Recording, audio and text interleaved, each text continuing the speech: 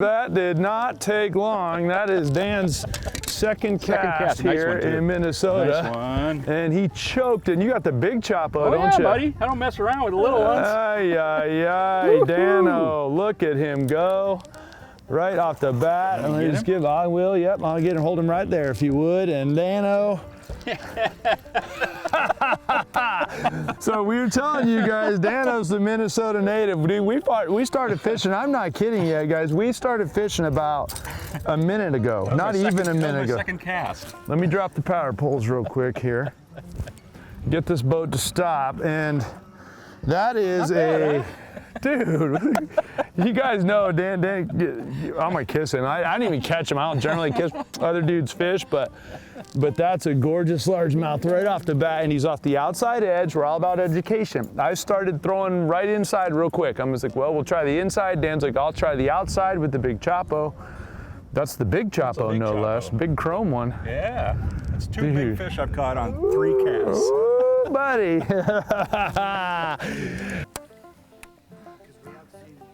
There's one. All right, all right, all right. All right, I think that's not a bass. No, maybe it is. Yeah, it is. Bass? For a minute, I thought it was a pike, the way he came straight at the boat. All right, he's coming in here with the lily pad. There you go. There we go. And there's my, get him out of the salad here. Can't even see him. Okay, well. There you go. After getting beat handily by 2 that were considerably bigger than this one, come on now. I'm all discombobulated here. I got him reeled up real short. Hang on, guys. Let's get this fish out of here so we can get him let go. Okay, there we go. Whew, that was a lot of work. So as we're trying to work out our pattern, we're probably better part of an hour in at this point. We caught fish right off the bat. Yeah. Yeah, you spoiled us right off the bat with the big one on the chopper. That's what happens. Never catch a fish on your first time. And then we picked got a couple fish that farmed. Basically, one that came up and looked at a frog that I missed. I threw back to, or he didn't get it actually, and then I threw back to him, got him. I got him to bite. And then another one that bit the swim jig right on the bank. So I've got the swim jig with the chigger chunk on it, a power bait chigger chunk on it. We'll keep throwing that around, but at this point we've tried outside edges, inside edges, you know, the middle of the weeds themselves. That one was on a mix of some matted vegetation and some lily pads, so we'll see what happens. I think what I'm starting to vibe on is there's, you know, a couple of them. That was a fish. I was late. I don't know that he did or not. I didn't think it was a fish at first. I thought it just went under the lily pads, and then I felt him pull on it. We're gonna find out. Got him. There we go. Yeah. There we go. And that's why you throw back. We'll sink the poles right here. Okay.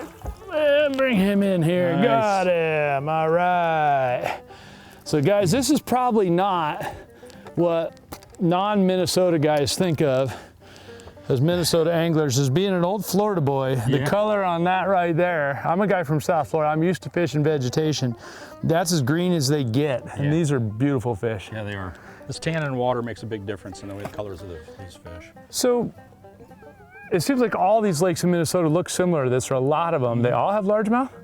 Yeah, pretty much. I mean, believe it or not, there's a lot of largemouth lakes around here, and nobody even knows about it. Nobody even talks about it. Shh, don't tell anyone, but there's pretty good largemouth fishing in Minnesota, guys. Maybe I'm the last guy to the party, but everyone thinks of walleyes, and how would you like to be having to catch walleyes right now in this condition? I'd love to. You would? There you go. Maybe we need to go walleye fishing, guys. We are staying right down the road from Mille Lacs. Yeah, I think a little bit of ripple would help the walleye fishing. A little bit of ripple actually helps crappie fishing on this lake too. Yeah. So this working on the bass right now in this kind of conditions is what we ought to be doing. Hi, bright sun. Yep, it's fun stuff. Fish what the lake will give you guys.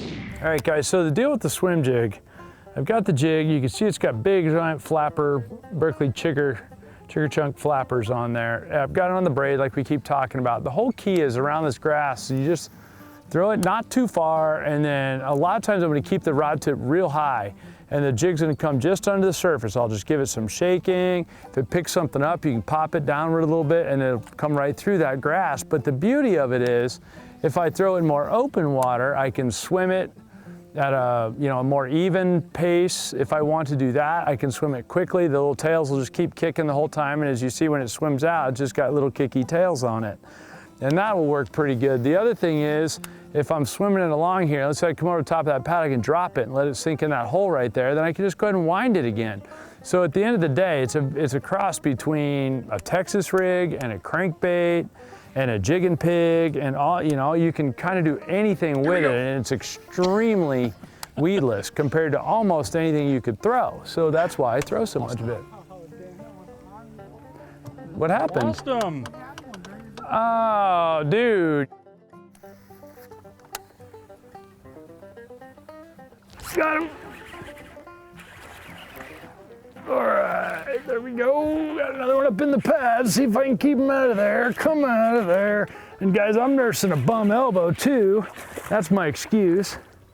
All right, and he swallowed that thing. Okay, come on, buddy, come on in here. All right, there we go. There's a nice one, Dano. Nice, very nice. That'll work.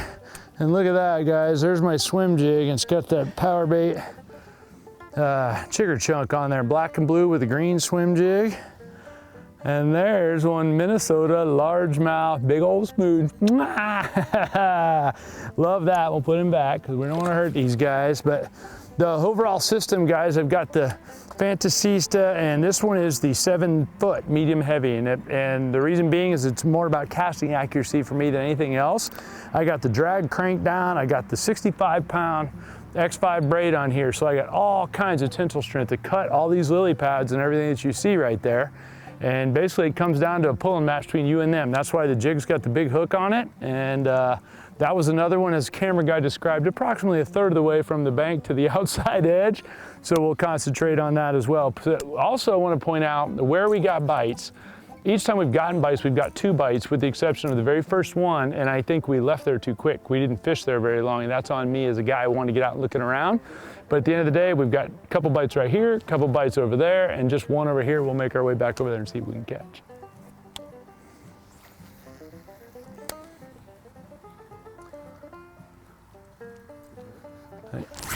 Got him. There we go. That'll work.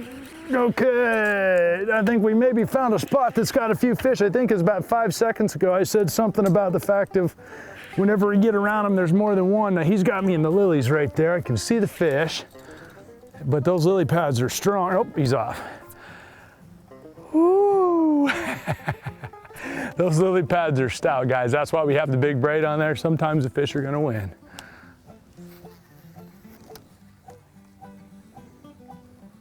But as you can see, I'm fishing. I'm throwing right into the stuff. And when you're gonna throw right into that stuff, you gotta have like instantaneous control. You gotta get the fish to turn immediately towards you. And even at that, if they got any size to them, they're gonna get you sideways to some of these pads. And if they get you sideways to the pads, you know, it's tough. It is. It's just bottom line, it's tough. It's a low percentage landing thing, but that's one of the things in my mind that makes bass fishing cool, because you're not going to land a lot of them doing this. You know, I could throw the frog back in there, same thing. You're going to have a fish, or you're going to get a fish that turns down, you're going to have your frog, you're going to end up losing some of them. So it's part of the deal, but that's okay. We'll keep trying.